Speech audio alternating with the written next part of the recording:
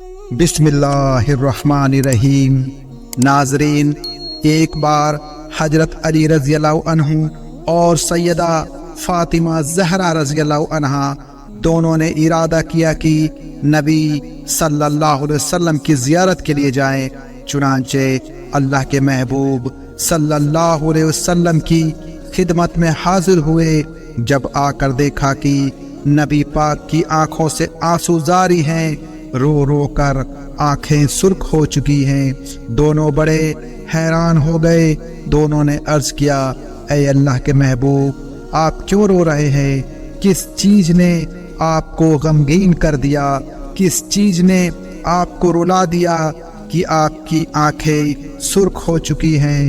رو رو کر نبی صلی اللہ علیہ وسلم نے فرمایا، میری پیاری بیٹی فاطمہ، میں اس وقت بیٹھا تھا، مجھے یاد آ گیا جب میں معراج پر گیا تھا تو میں نے اپنی امت کی کچھ عورتوں کو جہنم میں عذاب ہوتے ہوئے دیکھا تھا۔ مجھے خیال آ گیا اور اس وجہ سے میری آنکھوں سے آنسو آ گئے۔ حضرت علی رضی اللہ عنہ نے پوچھا، میرے ماں باپ آپ پر قربان ہو، بتا تو دیجئے کہ وہ کون کون سی عورتیں ہیں؟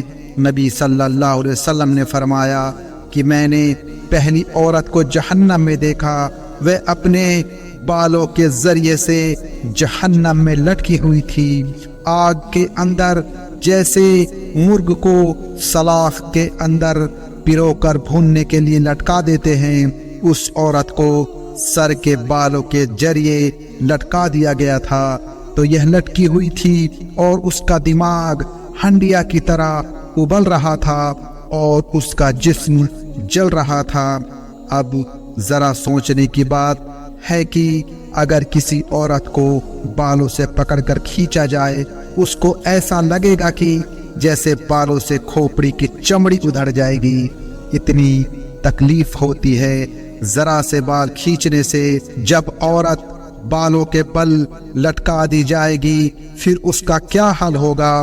اور پھر اس کو اتنی گرمی محسوس ہوگی کہ اس کا دماغ ہنڈیا کی طرح ابل رہا ہوگا۔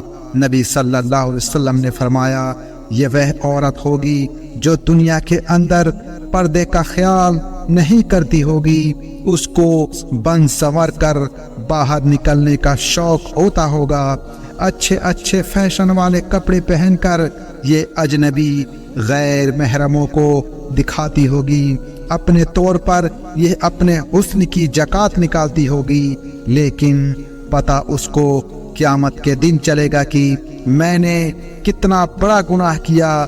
اسی لیے یہ وہ عورت ہے جو دنیا میں پردے کا خیال نہیں رکھتی تھی۔ ایک بات ذہن میں رکھ لیجئے، ایک چیز ستر ہوتی ہے، ایک چیز پردہ ہوتا ہے۔ عورت کے لیے چہرے، ہاتھوں اور پاؤں کے علاوہ باقی سارا جسم ستر میں شامل ہے، اس لیے نماز کی حالت میں اس سب کو چھپانا عورت کے لیے ضروری ہوتا ہے۔ اگر عورت کے چہرے، ہاتھوں کی ہتھیلیاں اور پاؤں کے علاوہ جسم کا کوئی بھی حصہ نماز کے اندر تھوڑی دیر کھلا رہ گیا تو اس عورت کی نماز ہرگز قبول نہیں ہوگی۔ کئی عورتوں کو دیکھا ہے کہ نمازیں بھی پڑھتی ہیں مگر ان کی قمیص کے بازو آدھے ہوتے ہیں اور بازو ننگے، نماز ہرگز نہیں ہوتی۔ کئی شلواریں پہنتی ہیں، ٹخنوں سے اونچی کر لیتی ہیں، یہ نیا فیشن نکل آیا ہے، نماز بالکل نہیں ہوتی۔